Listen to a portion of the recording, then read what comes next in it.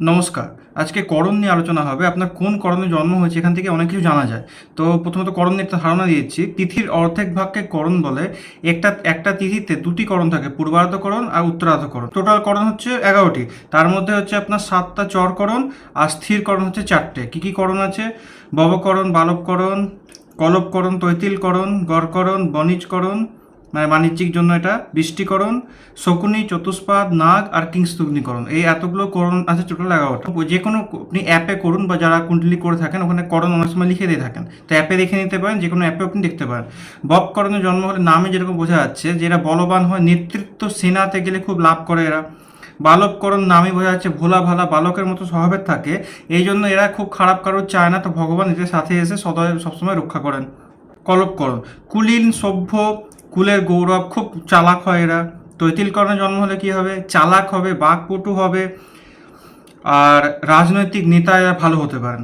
গড়করণে জন্ম হলে গম্ভীর হবে, ধৈর্যবান হবে, বৈজ্ঞানিক বা দার্শনিক পথে মানে অগ্রসর করলে এদের লাভ ভালো হয়। বণিজকরণ নামে বোঝা যাচ্ছে বাণিজ্যিককরণ, যারা এসব লাইনে যারা বিজনেস প্রফেশনে থাকে, বেশি আপনি প্রফিট করতে চান, বাণিজ্যকরণে যদি যদি বণিজ্যকরণে জন্ম হয়ে থাকে তাহলে এখানে লাভ ভালো হয়ে থাকে।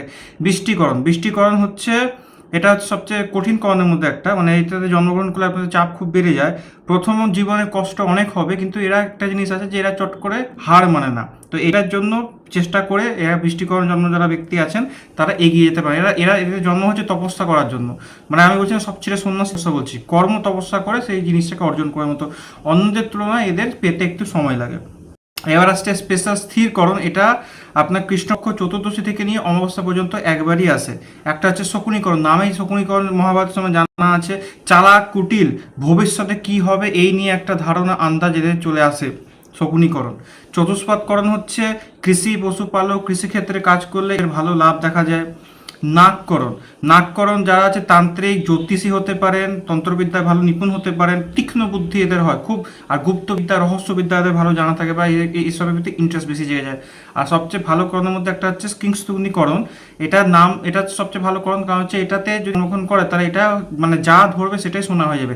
যে কোনো কাজ যদি আটকে থাকে এই মানে করণে যাদের জন্ম থাকে তারা যদি গিয়ে চেষ্টা করে তাহলে সেই কাজ আরামসে হয়ে যাবে। পাপ নাসিক করণ বলা হয় এদেরকে। আর মালিক যদি জন্মকুণ্ডলিতে ভালো থাকে তাহলে ফল বেড়ে যাবে, আর যদি তার মালিক খারাপ থাকে তাহলে ফল কমে যাবে। আমি এক ধাক্কায় সবগুলো বলে দিচ্ছি। ববকরণের সূর্য, বালবের চন্দ্র, আর কলবের হচ্ছে আপনার মঙ্গল, তৈতিলে হচ্ছে বুধ, গড়করণের বৃহস্পতি, বণিজের শুক্র, বৃষ্টিকরণের শনি, শকুনিকরণের গরুরদেব, চতুষ্পাদকরণের রুদ্রদেব, নাগের হচ্ছে নাগ দেবতা, আর কিংস্তূকরণের বায়ু দেবতা। নমস্কার।